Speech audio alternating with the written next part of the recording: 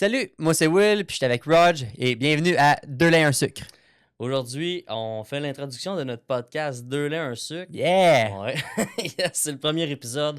On parle de c'est quoi le projet, comment il est né. On parle un peu de nos business à nous deux pour l'introduction. Puis dans le podcast, Will, je voulais te faire un cadeau. J'ai oublié de te le donner. Donc, je vais te le donner dans l'introduction, ça te dérange pas. C'est ça. C'est un sac cadeau des... Moi j'ai l'air d'un cheap, j'ai pas de cadeau pour toi. Ah, mais c'est pas vrai. À matin, quand je suis arrivé en studio, Oui, c'est vrai. j'ai payé 2 bagels à Roger, fait que je suis pas le gars qui est cheap, Non, non. ok? Ça t'a peut-être coûté plus cher. Non. Je sais que les Ben courtiers, les courtiers immobiliers aiment beaucoup avoir leur visage un peu partout. Donc, je t'ai fait une belle casquette Hey, avec écoutez, ton... je vais la... Écoutez, ceux qui me avec connaissent, ta face dessus. ils savent que ma face, elle peut être un peu partout. Sur ma voiture, j'ai Je trouvais ça sur des bandes parfait. d'aréna, peu importe, mais Sur une casquette, je trouve ça encore plus parfait. Yes. Yeah! Fait que c'est comme ça qu'on va commencer le podcast, tout le monde. Hey, Bon podcast. bon show! Bienvenue au podcast Deux laits un sucre avec Roger Will. Bon, hey Rog! Yes, salut. Hey, c'est là. C'est là, on est prêt, on est prêt. Hey, 2 laits, un sucre, enfin. Ouais. Écoute, as-tu entendu le jingle? Hey, pour vrai, incroyable. La voix de Francis de Grappé. D'ailleurs, merci encore, Frank, de t'être porté au jeu. C'était incroyable. Sincèrement, honnêtement, là, un gentleman, là, le pire, c'est qu'on l'a appelé, puis, tu sais, attention, t'es ici. Puis là, le gars, il est comme, hey, là, les boys, j'ai genre 28 shows cet été. Ouais. Là, à ce moment-là, je me dis, bon, tu sais, c'est correct, tu sais, qu'il peut pas, qu'il a pas le temps. Puis Colin, il a réussi à nous faire un temps pour pouvoir enregistrer notre jingle. Honnêtement, un gros merci, Dans Frank. son sous-sol, c'était parfait. Puis, écoute, ouais, non. Hey, en fait, comment ça a starté cette histoire-là de podcast? C'est le fun qu'aujourd'hui, ben, tu sais, on crée un projet puis qu'on réussisse à l'amener à terme, comme qu'on est en train de faire présentement. Écoute, c'est débile. Là. Ouais, c'est parti d'une idée de golf, quasiment. Sur un terrain de golf. En fait, c'est une idée que j'avais depuis longtemps. Ça fait au moins 2 ans que j'ai cette idée-là de podcast en tête. J'étais supposé partir ça avec un autre de mes chums. Puis finalement, ça a comme pas marché. Puis je t'en avais parlé. Ouais. Puis 2 ans plus tard, on est là, c'est que Ouais, mais parce que là, tu me parles, tu sais, j'ai une idée de podcast et tout, puis tu sais, ça fait comme 1 an de ça à peu près, puis moi, de mon bord, ben tu sais, toutes de fois, on me disait, pourquoi tu parles pas un podcast? Puis là, j'avais vraiment une idée précise en tête, mais en parlant avec d'autres mondes, dans le fond, l'idée ressemblait beaucoup à ce que tu me parlais, fait que je suis comme, j'en parlais à Rog avant, puis toi, tu fais, crème, je le ferai avec toi, tu sais, puis on a comme mergé les idées ensemble, puis ça s'est amené à 2 laits, un sucre, là. Puis, tu sais, le nom, en fait, on cherchait tout le temps de faire un nom avec un gag dedans, mais c'était un peu trop trash au début, puis tout Ouais. ça. On cherchait de quoi de cute. Fait que, tu sais, 2 laits, un sucre, tu sais, ce qui était le fun, c'était le clin d'œil avec l'entreprise à Roger, le petit gag dans la faute d'orthographe dedans. Tu sais, c'est quelque chose de cute. Fait que, écoute, c'est là que ça part. Ouais, en fait, l'idée de base, en fait, c'est que moi, j'avais un... Ben, en fait, je suis dans le domaine du café, puis je voulais inviter mes clients qui sont entrepreneurs, tout ça, à venir parler de leur business, parler de comment ils ont commencé ça. Mais je voulais pas le faire one-on-one, parce que, tu sais, sinon, ça devient comme une interview, puis, tu sais, je suis pas super à l'aise à être un intervieweur demain matin, c'est pas mon métier du tout. Mais le style podcast, conversation, tout ça, je l'aimais bien gros. J'étais un fan de podcast, ça fait longtemps que j'écoute ça. Fait que je me disais, bon, comment je pourrais intégrer ça à ma business? Fait que là, c'est un peu l'idée qui m'était venue. Mais je voulais avoir un autre personne avec moi qui pouvait embarquer dans ce projet-là. J'ai pas encore trouvé cette personne-là, mais pour l'instant, William il est là, c'est le fun. Puis, tu sais, ce qui est vraiment cool de l'idée du podcast, tu sais, un peu comme toi, je suis un grand fan de podcast. Puis moi, ce qui m'intéresse beaucoup aussi, c'est l'entrepreneuriat. Puis c'est un lien qui nous unit ensemble. Ouais. Puis ce qui est le fun, c'est qu'en jasant, souvent avec Roger, qu'on est dans 2 domaines complètement différents, c'est que les problèmes sont souvent similaires. Ouais, Puis c'est pour ça. il y a beaucoup de liens à faire.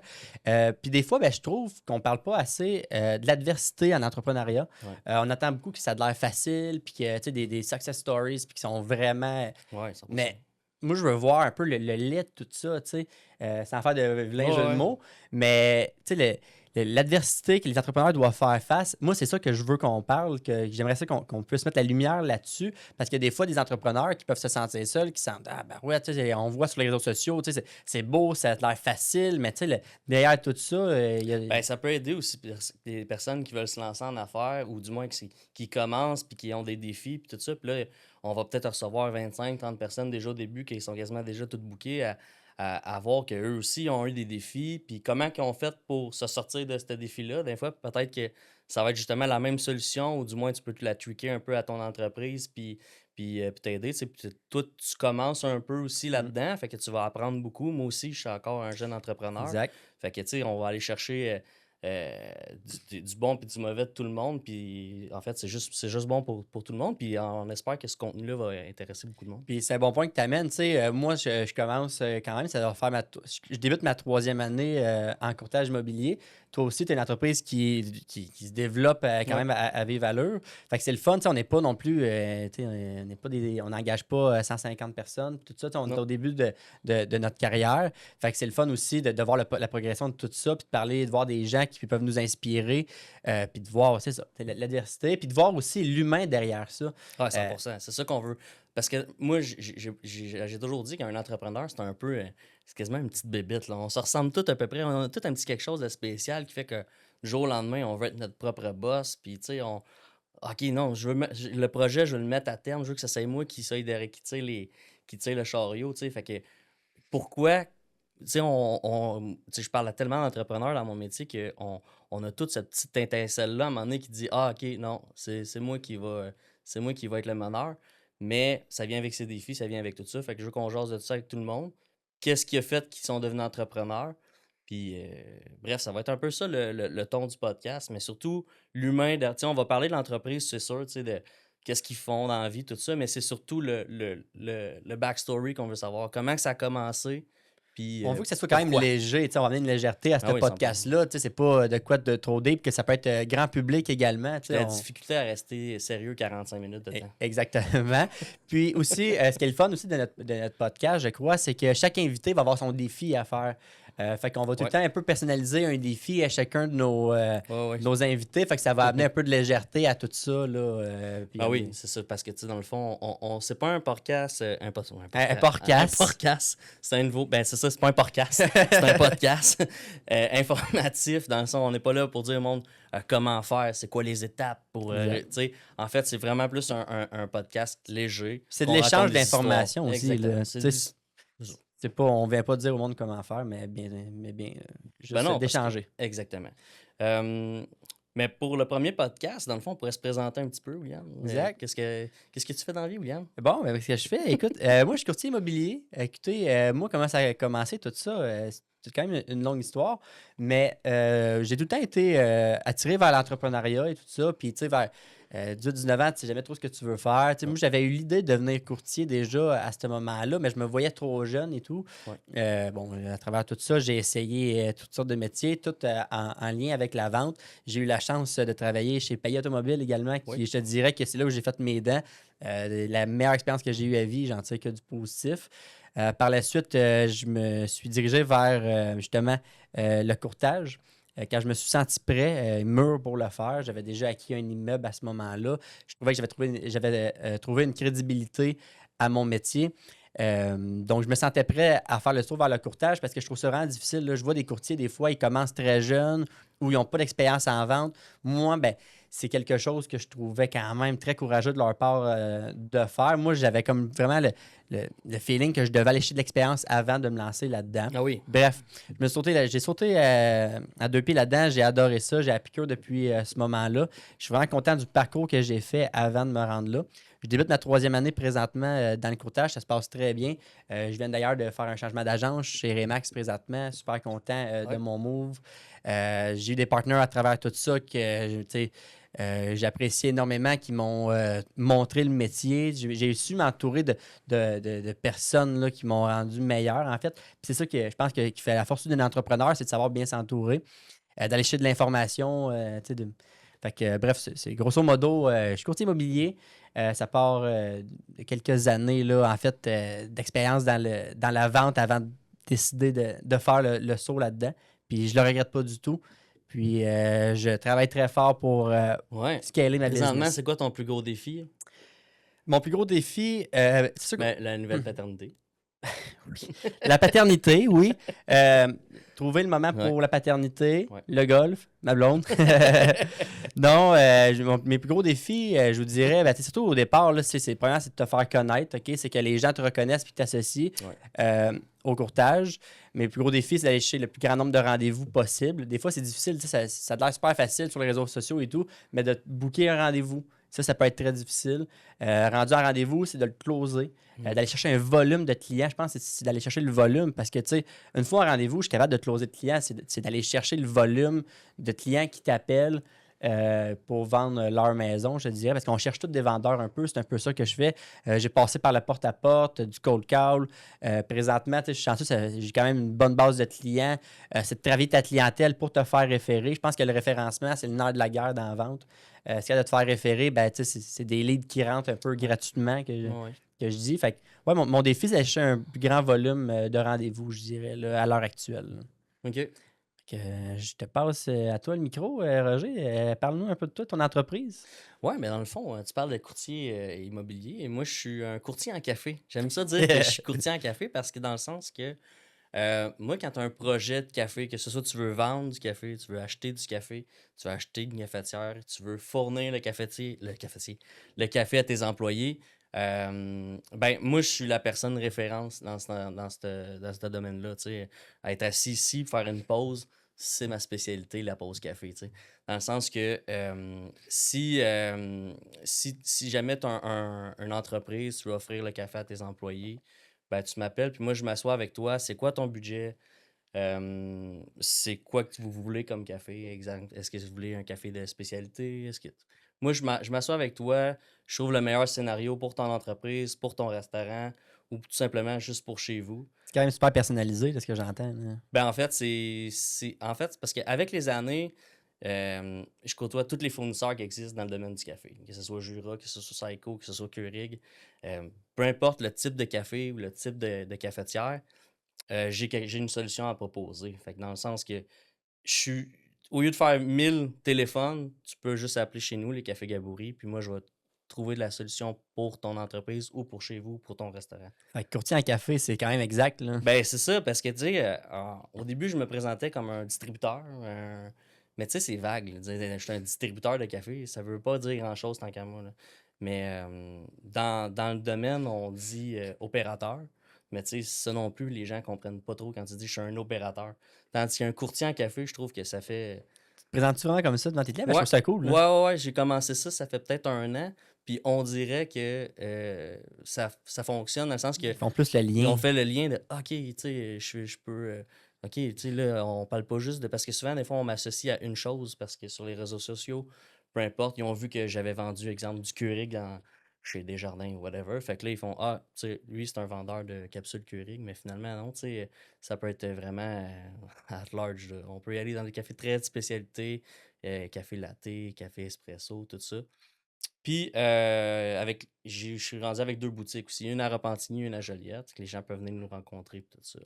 Puis l'entreprise, ça part de où? Là?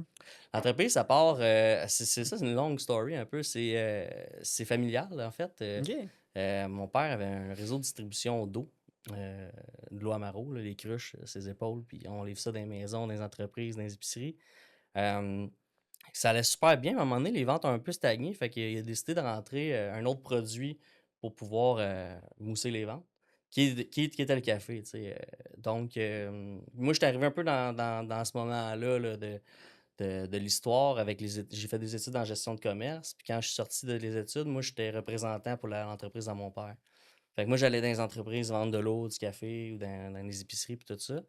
Euh, Puis vendre du café, j'ai adoré ça. Même si quand j'ai commencé, je buvais même pas de café. Là. J'avais OK. 15-16 ans. Tu ne bois pas tant de café à ce temps-là. Là, puis à cette heure, les jeunes, ils en boivent tôt, là, mais si on recule de Ouais, 15-20 ouais. ans, on ne buvait pas de café. Puis il y a comme eu le phénomène du café, il a comme Ouais. explosé Ouais, aussi ouais, là, vraiment, avec les réseaux vraiment. sociaux. Qui, Tu sais, j'aimais vraiment j'aimerais vraiment vendre le café parce que, tu sais, justement, c'est un domaine tellement vaste. Puis tu peux parler de goût, tu peux parler de prix, tu peux parler, tu sais, puis tu sais, c'est le côté le fun d'une entreprise, c'est la pause, tu sais. Fait que là, OK, je vais offrir ça à mes employés, ça va être le fun. Tu sais, c'est le côté cool. Tu sais, quand j'arrive dans une entreprise puis que je repars, ils sont toujours plus heureux que avant que j'arrive, là, parce que là, ils ressortent avec une nouvelle machine, puis là, c'est du bon café, puis tout ça. Là. Fait que j'aimais vraiment ce feeling-là de OK, tandis que vendre l'eau, c'était juste une question de prix. Tu sais, dans le sens que l'eau, tu Ouais. vendais juste du prix. Tu sais. Fait que ça, tu te tannes à un moment donné. Tu sais, tu peux le faire un bout, là, mais C'est comme si le café était devenu un lifestyle. Là, tu sais, c'est con, vraiment. mais tu sais, c'est ça. Puis tu sais, Ouais. ta machine est écœurante, elle fait des beaux cafés. Tu sais, le look est important à cette heure. Ouais, Là, ouais, tu sais, exact. Tout est important. Mais tu sais, encore là, c'est une question de gamme, c'est une question de prix, puis on est là pour satisfaire tout le monde. Puis bref, fait que moi, j'étais représentant, puis un jour, je me suis assis avec mon père, je dis écoute, la partie café m'intéresse beaucoup, j'aimerais ça l'acheter. Fait que mon père s'en allait à la retraite éventuellement. Là, Ça que fait c'était combien de pas- temps environ? Hein? Ça va faire 6 ans. Là. OK, quand même. Ouais, ça va faire 6 ans que c'est à moi. Fait que j'ai parti les cafés Gabouri. Gabouri, c'est le nom de famille de ma mère. Euh, parce que les cafés parents, c'est bizarre. Non. Non, mais fait que les cafés Gabouri, puis Inc. Fait qu'on a commencé ça. Puis écoute, ça a vraiment quadruplé là, depuis 6 ans. C'est pas du tout la même entreprise. Avant, c'était comme on vendait ça en plus de vendre de l'eau. Là, moi, je suis 100% dans le café, fait que je suis 100% là-dessus. C'est cool de te voir aller parce que c'est sûr que, bon, tu sais, on se côtoie, ça fait quand même quelques temps, mais c'est de voir aussi le branding évoluer à travers Ouais, tout 100%. ça. On a vu une grande évolution là, depuis Oh, oui. 6 ans, en fait. Là. Ouais, clairement. Pour ce qui est des défis, là, on parlait des défis Ouais, exact. tantôt. C'est Moi, ton défi, toi? ouais, c'est ça. Non, mais, en fait, moi, le défi, c'est que tu sais, on aime ce qu'on fait. Hein, on peut mettre énormément d'heures sans trop les compter parce que on aime ça, on est passionné par ça. Depuis 2 ans, je suis père de famille de 2 petites filles. Là, donc, moi, c'est ça mon plus gros défi en ce moment, là, c'est conciliation travail-famille. Je fais du mieux que je peux. Je suis vraiment pas le... Tu mets le doigt sur quelque chose qu'on Ouais. qu'on parlait un peu avant. Là, justement, on va en parler dans un autre épisode là, Ouais. du conciliation de travail-famille qui peut Ouais. être un défi. Tu sais. Puis on en parlait un peu aussi. On voudrait aussi le voir du point de vue d'une femme entrepreneur qui est Ouais, mère de on va en famille. avoir beaucoup des femmes aussi au podcast qui vont passer. qui peuvent nous parler Le de rôle ça. n'est pas le même. Tu sais. Non. Fait que, tu sais, c'est un doigt que tu mets sur quelque chose qui est très important qu'on parle aussi, je pense. Là. Oui, 100%. Fait que moi, en ce moment, c'est mon plus gros défi. J'essaie de trouver la meilleure solution à tout ça. Ça a été évidemment d'engager du monde, de déléguer. Tu sais, il vient un moment... Déléguer. Ouais, il vient un moment dans l'entreprise où tu sais, j'ai commencé, j'étais tout seul. Là. J'étais moi avec moi-même, avec mon camion, puis je faisais toute la vente, la comptabilité, les téléphones, Ah tu sais, ouais. tout ça. Là, aujourd'hui, on est rendu 6. Fait que c'est plus facile pour moi justement de pouvoir déléguer. Mais Je pense que c'est un défi pour plusieurs entrepreneurs de Ouais. déléguer. Là. C'est j'ai hâte qu'on en parle avec d'autres Ben invités. Là. Ben, c'est parce que c'est ton bébé. C'est ton bébé, c'est ton. Tu sais, moi, c'est mon nom, c'est le nom de famille de ma mère, là, mais on s'entend, c'est mon nom. C'est mon sentiment branding. d'appartenance. Là. Souvent, le monde associe le Café Gabouri à moi, là, tu sais, on s'entend. Là. Roger Gaboury. Ouais. Fait donc, tu veux que ça soit toujours le bien fait. Là. Donc, bref, moi, ça ressemble un peu à ça, la présentation de mon entreprise. OK, bon, ben écoute, j'ai vraiment hâte de voir la prochaine invités qu'on va avoir, puis j'ai hâte de vous les présenter également. Oui. J'ai hâte que ça commence pour de vrai, là. Ouais, c'est- j'ai hâte. Ça s'en vient. Ça s'en vient. C'est là, fait qu'écoutez, nous autres, je pense que c'est... La formule, en fait, là, c'est qu'on va sortir un podcast par semaine. Donc, je sais pas encore quelle journée. Je sais pas si. Ah, c'est pas encore... Émile! Émile? Émile, Émile de Ludique. C'est Ludique, hein? Ludic Media, exactement. Lui aussi qui est un nouvel entrepreneur. Puis Ouais. C'est une raison aussi pourquoi que, tu sais, On c'est l'a quelqu'un choisi, qui... ouais. Il y avait une drive, puis on voyait un peu ce qu'il faisait. On aimait vraiment ça. Puis je pense qu'il y a un peu les mêmes défis que nous. Il commence. Puis c'était cool de vivre ça avec lui. Tu sais. Fait que, tu sais, tout ça, c'était comme excitant. Tu sais, on voulait encourager aussi un nouvel entrepreneur comme nous. Tu sais. Ouais, puis c'est pas notre métier. Tu sais, fait qu'on avait vraiment besoin de quelqu'un d'extérieur qui nous dise faites ça comme ça, faites ça comme ça. Je veux puis- pas, c'était un trip qu'on se paye dans Ah le oui, sens, là, on voulait se faire on fait ça produire, pour le fun. on voulait faire ça cool, là, tu sais, Ah fait ouais. que, tu sais, c'est vraiment le fun de faire ça avec justement, là, Émile, on va en parler beaucoup, là, de notre Émile, là, mais Ouais, 100%. il est sa coche, puis tu sais, il nous aide beaucoup. Donc, tu sais, c'est ça. Donc, on se fait produire par lui. Il va décider quand est-ce qu'on sort les podcasts. Là. Ouais. Et ça va sortir beaucoup par forme de Reels là, qu'on va voir. Là. Ouais. Si vous voulez les écouter en version longue, tant mieux. Mais on est conscient que les Reels, c'est ce qui pogne le plus, je pense, sur les réseaux sociaux. Puis c'est ce qui va sortir là, grandement, là, en fait, là, sur Instagram, sur Facebook. On a notre page Facebook aussi. N'hésitez pas à aller la liker puis nous suivre. Là, Donner un sucre podcast. Exactement. Sur Facebook, sur Instagram. On va être sur les deux plateformes. TikTok, on va être sur TikTok. Sur TikTok. Émile? Ouais, on est sur TikTok. Sur TikTok, on confirme. On confirme en régie qu'on va être sur TikTok. Yes. Donc, tu sais, tout ça, ça va être une belle place pour nous suivre également. Ouais, On va beaucoup pousser les capsules un peu plus courtes, des segments importants de nos podcasts avec nos invités. Là. Quel genre d'invité qu'on peut s'attendre? Entrepreneur, c'est sûr. Mais en fait, dans tous les domaines, là, on va tirer un peu partout. Notre premier podcast, c'est Stéphanie de Deux filles un flash. Ouais. J'ai bien excité de la rencontrer. En fait, j'ai surtout hâte au petit jeu de la fin avec elle. Ensuite de ça, tu sais, on va aller un peu partout. On a Nicolas Aubin de H2H ouais, Academy. Exact. On va recevoir. On va recevoir Alors, il y en a quelques-uns aussi qu'on a. Là. On a un courtier hypothécaire également. Tu sais, ça va par toute l'entreprise. Tu sais, c'est pas juste tu sais, comme des entreprises comme, mettons, des compagnies de café, mais aussi des courtiers hypothécaires qui ils ont des défis également très similaires à nous. Là. En fait, c'est ça. Moi, Très similaires à moi j'ai environ 750 clients qui ont des entreprises. On va aller piger là-dedans, évidemment. Puis ils sont pas dans le domaine du café parce que c'est moi leur fournisseur. Là. Je lance un appel, là, s'il y a quelqu'un aussi qui voit notre podcast, qui a le goût de venir nous raconter un peu ses 100%, défis. Ben oui. De passer, ça va nous faire plaisir de te recevoir dans notre studio. Ben oui, c'est vrai. Envoie-nous un message à Deux laits, un sucre. Puis c'est sûr qu'on va t'inviter. Ça va être agréable. Yes. Ben écoute, on close ça close ça là-dessus.